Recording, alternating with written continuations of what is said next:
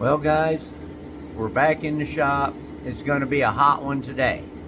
I think our temperature is supposed to be 100 degrees, but who cares?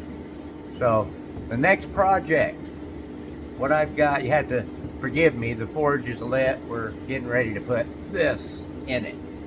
So, if you guys remember this is the Hada technique. This is 4 pieces of 5160 that I stacked up to make a big piece of steel for a big project.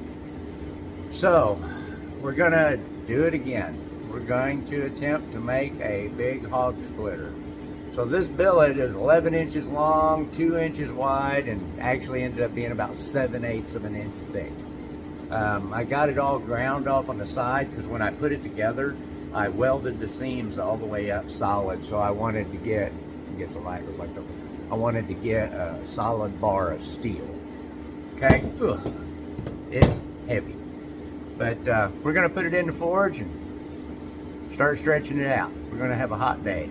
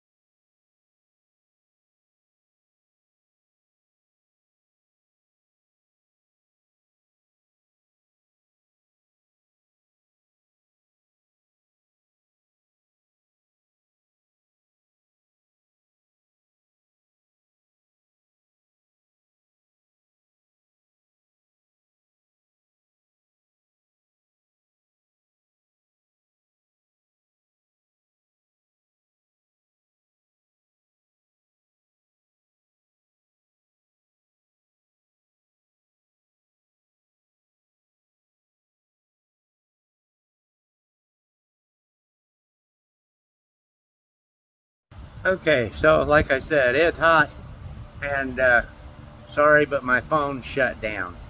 It got so hot. It was in the shop about 10 feet away from the press and 15 feet away from the forge, and it shut down. Been a while since it would come back on, but I'll show you where I'm at. All right, so there it is. It's about 15 inches long and four and a quarter, 4 inches wide or so, 4 and a quarter in places, 4 3/8 in places. But that's it for today. All right, forging session number 2 on the hog splitter. Remember, this was the Hada technique. I got it in the forge right now. I cut the rebar handle I had on it off, and now I'm going to squeeze the handle out some, try to get it a little more balanced out.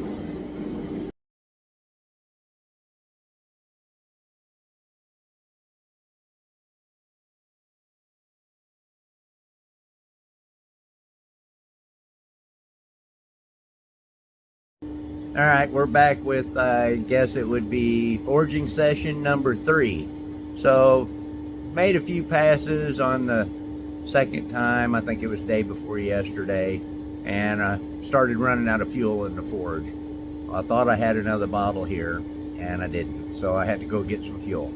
But we're back, the forge is lit, the steel's in the fire, and we're ready to start forging session number 3. But so like I said, I'm going to try to stretch this handle out a little bit, try to balance it a little bit. Right now it's really heavy no matter where I hold it, so if I can stretch that handle out a little bit, maybe I can hold it more to the middle and kind of have a pivot point, I guess you could say. Maybe make it a little easier to deal with. You know, I still never have weighed this piece of steel, but I'm going to guess it's probably in the area of, oh, I don't even know, 6-8 pounds. But should be enough steel for what I want to do. But we're coming up to heat, so I'll get set up and we'll continue on.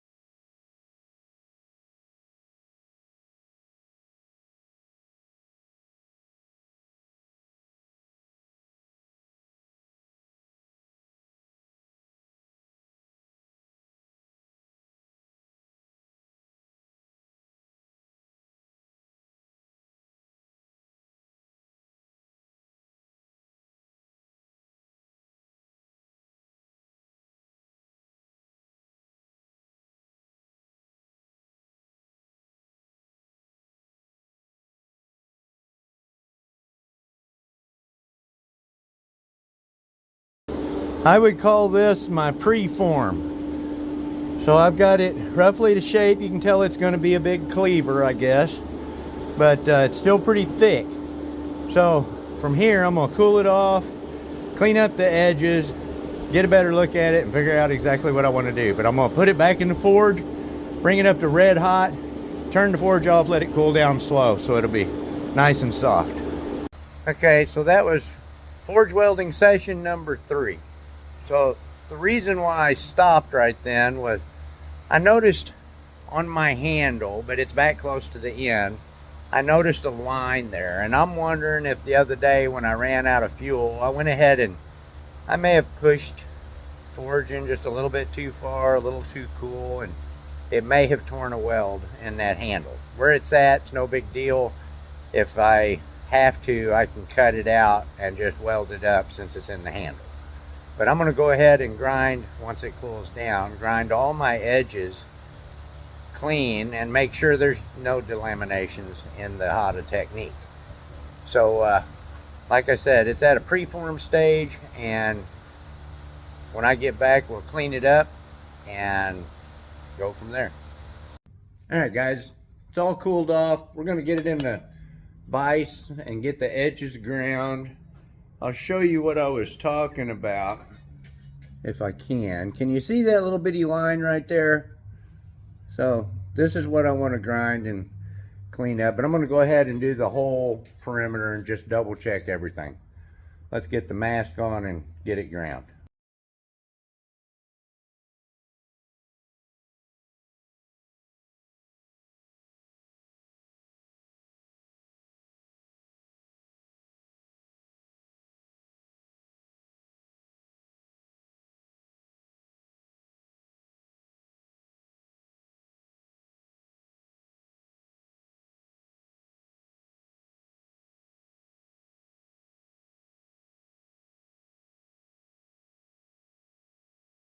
All right, that didn't take long.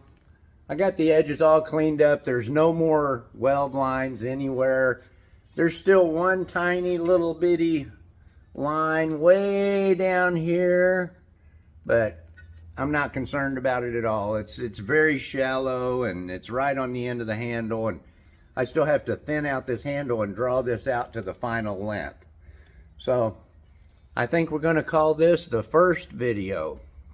So we're ending it right here, preformed, ready to go into the forge, for the final forging. So when we come back, I will put it in the forge. I'll probably push this back, widen the blade out to its final width, so I also thin it out a little bit. I will thin out the handle and draw it out to its final length. I'll put a little bit of arc in the blade so it has a good chopping effect. I still don't know what this thing weighs. I'm still gonna guess, man, I don't even know. I want to say 5 or 6 pounds at least, but still a chunk of steel here. As you can see, I'm probably, oh, I don't know, almost 3/8 of an inch thick in the handle. I mean, even if I just squeeze that down to where it's a 1/4 inch thick, it's gonna be that long. But that's where we're gonna come back. Whenever we start the second part of the video, we'll throw it in the forge, do the final forging, and finish out a hog splitter.